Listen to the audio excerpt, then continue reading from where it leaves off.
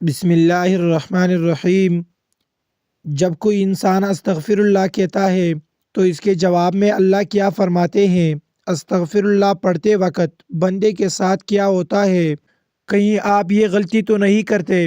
حضرت محمد مصطفیٰ صلی اللہ علیہ وسلم نے فرمایا، فرمان مصطفیٰ صلی اللہ علیہ وسلم ہے، خدا کی قسم میں دن میں 70 سے زیادہ مرتبہ اللہ سے استغفار کرتا ہوں اور اس کی بارگاہ میں توبہ کرتا ہوں۔ بہت سارے لوگوں کی زبان پر استغفر اللہ کے الفاظ ہوا کرتے ہیں۔ کوئی غلط بات ہوئی تو انہوں نے استغفر اللہ پڑھا تو لوگ استغفر اللہ کہنے کی عادی ہو جاتے ہیں۔ استغفر اللہ کا مطلب ہے کہ اے اللہ تو ہمیں بخش دے۔ صرف استغفر اللہ کہہ دینے سے آپ کی توبہ قبول نہیں ہوتی، کیونکہ استغفر اللہ عام طور سے جو لوگ بولتے ہیں وہ ان کی زبان پر رٹے ہوئے الفاظ ہے، تو استغفر اللہ ان کی عادت ہے۔ تو عادت میں ہونے کی وجہ سے اگر کوئی انسان استغفر اللہ بول رہا ہے تو اس سے اس گناہوں کی بخشش نہیں ہوگی۔ ناظرین، انسان نسیان سے بنا ہے، جس کی وجہ سے انسان سے خطا ہوتی رہتی ہے، لیکن اللہ نے اس انسان کو بچانے کے لیے ایک طریقہ عطا فرمایا ہے جسے استغفار کا نام دیا گیا ہے۔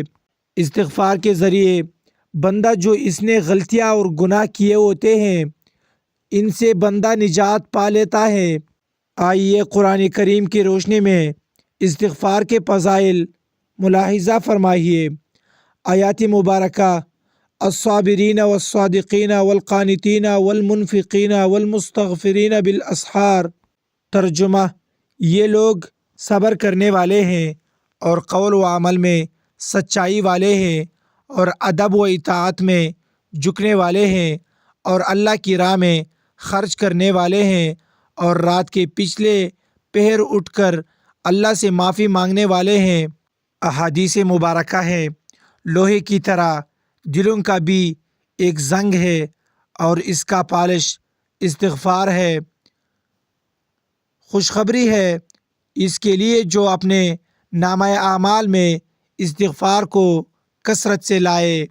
گناہوں سے استغفار یعنی توبہ کرنے کے حوالے سے ایک جگہ آپ صلی اللہ علیہ وسلم نے ارشاد فرمایا، جس نے اپنے اوپر استغفار یعنی توبہ کو لازم کیا، اللہ پاک اس کی ہر پریشانی کو دور فرمائے گا اور ہر تنگی سے اسے راحت عنایت فرمائے گا اور اسے ایسی جگہ سے رزق عطا فرمائے گا جہاں سے اسے گمان بھی نہ ہوگا۔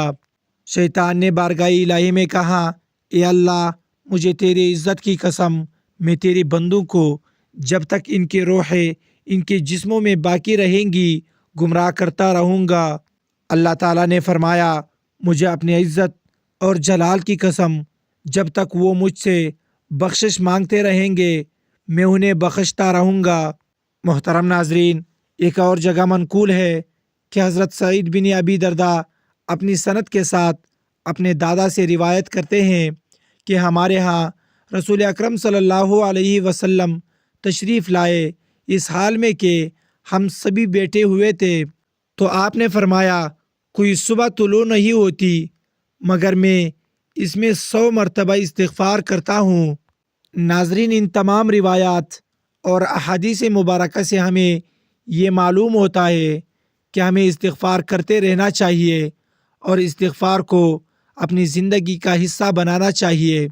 آپ صلی اللہ علیہ وسلم نے فرمایا، گناہوں پہ شرمندہ ہونا توبہ ہے، اور جب کوئی انسان اللہ کی بارگاہ میں توبہ کرتا ہے تو اللہ تعالیٰ 7ویں آسمان سے پہلے آسمان پر آ کر ایک خاص نگاہ ڈالتا ہے، ایک توجہ فرماتا ہے اور بندے سے کہتا ہے، میرے بندے آؤ، میں کب سے تیرے انتظار میں تھا، لوٹ آؤ، اپنی رب کی مرضی کی طرف لوٹ آؤ، اپنے رب کی مغفرت کی طرف۔ ایک جگہ اللہ تعالیٰ فرماتا ہے، اے لوگو، ایسی جنت کی طرف دوڑو جس کی چوڑائی اور لمبائی آسمان و زمین کے برابر ہے، اور اپنے رب کی مغفرت کی طرف دوڑو۔ تو اس لیے جب کوئی بندہ اللہ تعالیٰ کے سامنے توبہ کرتا ہے یا استغفر اللہ پڑھتا ہے تو اللہ تعالیٰ 70 مرتبہ جواب میں اس کو لبیک کہتا ہے۔ تو اگر ایسے ہی کسی انسان کی زبان پر استغفر اللہ جیسے الفاظ رہتے ہیں تو یہ بے فائدہ نہیں ہے بلکہ بہت اچھی چیز ہے۔ اور اگر انسان نے اس نیت سے استغفار پڑھا کہ اس نے جو گناہ کیے ہیں ان کی معافی مل جائے تو اس کے تمام گناہوں کو اللہ تعالیٰ معاف فرما دے گا۔ محترم ناظرین، جو استغفار کو لازم کر لے اللہ پاک اس کی تمام مشکلوں میں آسانی، ہر غم سے آزادی اور اسے وہاں سے روزی دے گا جہاں سے اس کا گمان بھی نہ ہوگا۔ استغفار سے دلوں کا زنگ دور ہوتا ہے۔ جب بندہ اپنے گناہوں سے توبہ کرتا ہے تو اللہ کریم لکھنے والے فرشتوں کو اس کے گناہ بلا دیتا ہے۔ اسی طرح اس کے اعضاء یعنی ہاتھ پاؤں کو بھی بلا دیتا ہے اور زمین سے اس کے نشانات بھی مٹا ڈالتا ہے، یہاں تک کہ قیامت کے دن جب وہ اللہ پاک سے ملے گا تو اللہ پاک کی طرف سے اس کے گناہوں پر کوئی گواہ نہ ہوگا۔ حضرت سیدنا حسن بصری رحمۃ اللہ علیہ کے پاس ایک شخص آیا اور اس نے خشک سالی کی شکایت کی۔ آپ رحمۃ اللہ علیہ نے اسے استغفار کرنے کا حکم دیا۔ دوسرا شخص آیا، اس نے تنگ دستی کی شکایت کی تو اسے بھی یہی حکم فرمایا۔ پھر تیسرا شخص آیا، اس نے اولاد نہ ہونے کی شکایت کی تو اس سے بھی یہی فرمایا۔ پھر چوتھا شخص آیا، اس نے اپنی زمین کے پیداوار کم ہونے کی شکایت کی تو اس سے بھی یہی فرمایا۔ حضرت ربیع بن صبیح رحمۃ اللہ علیہ وہاں حاضر تھے۔ انہوں نے عرض کی، آپ کے پاس چند لوگ آئے اور انہوں نے مختلف حاجتیں پیش کیے، آپ نے سب کو ایک ہی جواب دیا کہ استغفار کرو۔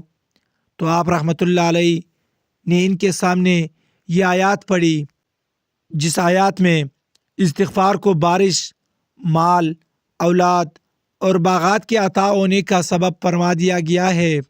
آیات قرآنی کا ترجمہ ہے، تو میں نے کہا اپنے رب سے معافی مانگو، بے شک وہ بڑا معاف فرمانے والا ہے، تم پر موسلا دھار بارش بھیجے گا اور مال اور بیٹوں سے تمہاری مدد کرے گا اور تمہارے لیے باغ بنا دے گا اور تمہارے لیے نہریں بنائے گا۔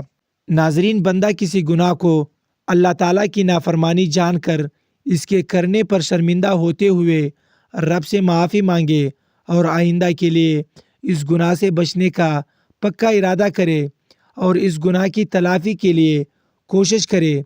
مثلا نماز قضا کی تھی تو اب ادا بھی کرے، چوری کی تھی یا رشوت لی تھی تو بعد توبہ وہ مال اصل مالک یا اس کے ورثاء کو واپس کرے یا معاف کروا لے، اور اگر اصل مالک یا ورثاء نہ ملے تو ان کی طرف سے راہ خدا میں اس نیت سے صدقہ کر دے کہ وہ لوگ جب ملے اور صدقہ کرنے پر راضی نہ ہوئے تو اپنے پاس سے انہیں واپس کر دوں گا۔ توبہ و استغفار کی تمام تر اہمیت اور فضائل کے باوجود بعض بدنصیب نفس و شیطان کے بہکاوے میں آ کر توبہ استغفار کرنے میں ٹھال مٹول سے کام لیتے ہیں۔ توبہ کا موقع ملنا بھی بہت بڑی سعادت کی بات ہے۔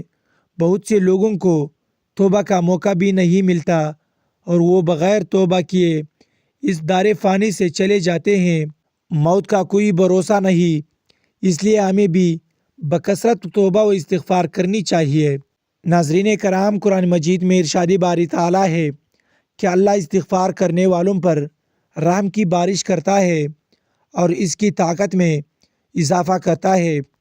اللہ رب العزت قرآن مجید میں ایک جگہ فرماتے ہیں کہ اور میں یعنی نوح علیہ السلام نے اپنی قوم سے کہا، اپنے رب سے اپنے گناہوں بخشاؤ اور معافی مانگو، وہ یقیناً بڑا بخشنے والا ہے، وہ تم پر آسمان کو خوب برستا ہوا چھوڑ دے گا اور تمہیں خوب پے در پے مال اور اولاد میں ترقی دے گا اور تمہیں باغات دے گا اور تمہارے لیے نہریں نکال دے گا۔ محترم ناظرین، استغفار اللہ تعالیٰ کی خوشنودی کا سب سے بڑا ذریعہ ہے۔ ایک حدیث مبارکہ ہے کہ اللہ پاک توبہ کرنے والے بندے سے اس شخص سے بھی زیادہ خوش ہوتے ہیں جس نے اپنا گمشدہ اونٹ پا لیا ہو۔ ہم لوگوں کو ہر وقت استغفر اللہ کہنے کی عادت ڈالنی چاہیے۔ اس کے علاوہ ہمیں چاہیے کہ ہم ہر وقت اللہ کا ذکر کریں۔ اللہ کی یاد سب سے بڑی چیز ہے۔ آپ صلی اللہ علیہ وسلم نے فرمایا کہ اٹھتے بیٹھتے چلتے پھرتے اللہ کا ذکر کیا کرو۔ جو لوگ اللہ کا ذکر کرتے ہیں وہ زندہ ہے، جو اللہ کا ذکر نہیں کرتے وہ مردہ ہے بلکہ مردار ہے۔ ہماری زبان ہر وقت اللہ کی یاد سے تر رہنی چاہیے، اور جب بندہ اللہ کا ذکر کرتا ہے تو شیطان چونکہ انسان کے دل پر اپنے پنجوں کو ہر وقت بٹھائے رکھتا ہے، جب بندہ اللہ تعالیٰ کا ذکر کرتا ہے تو پھر وہ اپنے پنجوں کو ہٹا لیتا ہے، اور جب وہ بندہ ذکر کرنا بند کر دیتا ہے تو وہ پھر اپنے پنجوں کو بندے کے دل پر رکھ لیتا ہے۔ تو اس لیے ہر وقت ہمیں اللہ کا ذکر کرنا چاہیے، درود پاک کی کثرت کرنا چاہیے، استغفر اللہ اور ہر ذکر کرنے والے الفاظ کو اپنی زبان پہ رکھنا چاہیے۔ اللہ تعالی ہمیں اپنی بارگاہ میں استغفار اور توبہ کرنے کی توفیق عطا فرمائے، آمین۔ اللہ تبارک و تعالی ہم سب کو دونوں جہان میں کامیاب کرے اور ہم سب کا خاتمہ ایمان پر فرمائے، آمین۔ ناظرین، کمنٹ باکس میں اللہ تعالیٰ کے 99 ناموں میں سے ایک نام ضرور ٹائپ کرے۔ ویڈیو اچھی لگی ہو تو ویڈیو کو لائک کرے، شیئر کرے، چینل کو سبسکرائب کرے۔ اگلے ویڈیو تک کے لیے اجازت دیجیے۔ خدا حافظ۔